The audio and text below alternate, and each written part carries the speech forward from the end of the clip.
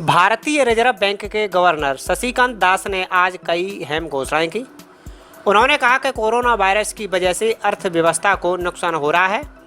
ऐसे में लॉकडाउन बढ़ने के बाद अर्थव्यवस्था को हो रहे नुकसान से बचाने के लिए दास ने कई अहम ऐलान किए। उन्होंने कहा कि आरबीआई कोरोना वायरस को लेकर सतर्क है। रिजर्व बैंक इसकी करीबी से निगरानी कर रहा है। 2020 वैश्विक अर्थव्यवस्था के लिए सबसे बड़ी मंदी का साल है। इससे पहले 27 मार्च को आरबीआई के गवर्नर शक्तिकांत दास ने ऐलान किया था कि रेपो रेट में 0.75% की कटौती की गई है और ये 5.15% से घटाकर 4.40% कर दी गई है। साथ ही आरबीआई गवर्नर ने बैंकों को सलाह दी थी कि वे अगले 3 महीने तक ग्राहकों को ईएमआई में राहत दें। Financial regulation and supervision and a host of other services available so that the nation may survive COVID-19. Banks and financial institutions have risen to the occasion and have ensured normal functioning. Their efforts are praiseworthy. I would like to thank my colleagues in the Reserve Bank of India who set aside personal health concerns and joined me in fashioning the array of measures taken by the RBI in the context of COVID-19. I also thank our teams for their intellectual support, analytical work and logistical arrangements. I would first like to highlight or give our assessment of the current economic situation.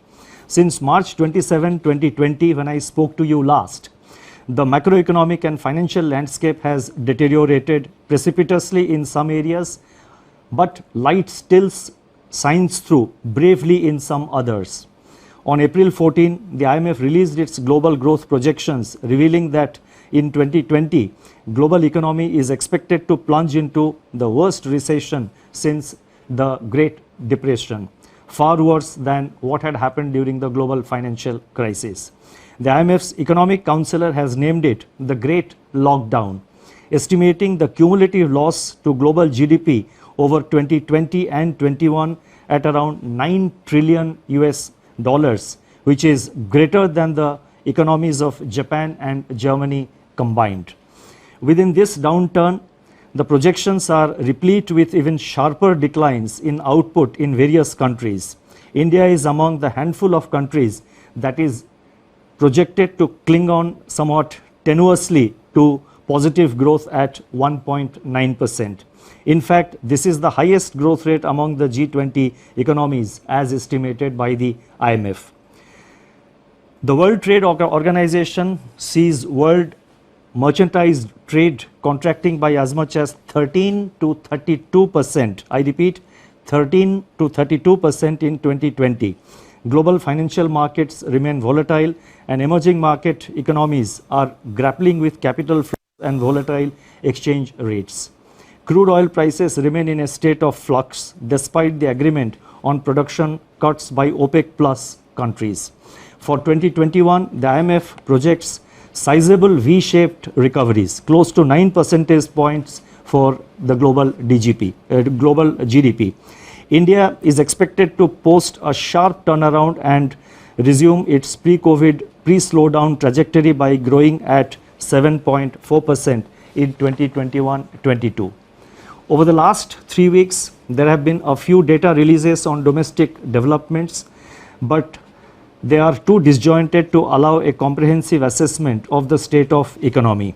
Yet, there are a few slivers of brightness among the encircling gloom. In my statement of March 27, I had referred to continuing resilience of agriculture and allied activities on the back of all-time highs in production of food grains and horticulture, with huge buffer stocks of rice and wheat far in excess of the buffer norms. By April 10, pre-monsoon kharif sowing had begun strongly, with acres of paddy, which as you know is the principal kharif crop, up by 37% in comparison with the last season, that is in comparison with the kharif of 2019. States such as West Bengal, Telangana, Odisha, Assam, Karnataka and Chhattisgarh are leading in sowing activity despite the lockdown. On April 15, the India Meteorological Department IMD forecast a normal southwest monsoon for 2020 season, with rainfall expected to be 100% of the long period average.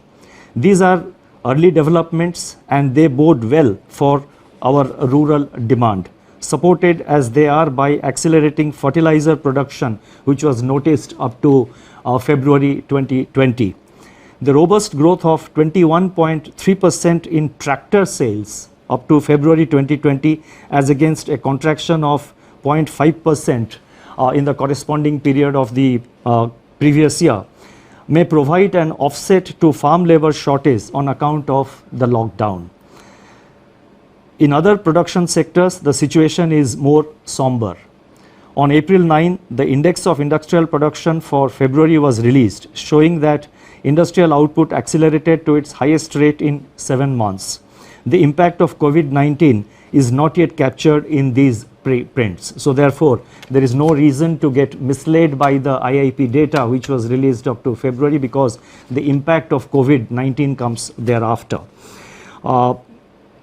More tellingly, however, the revival in electricity generation, a coincident indicator of demand that had commenced from January 2020, has been halted by a sharp fall in daily demand in the range of 25 to 30% after the lockdown announcement on March 25th.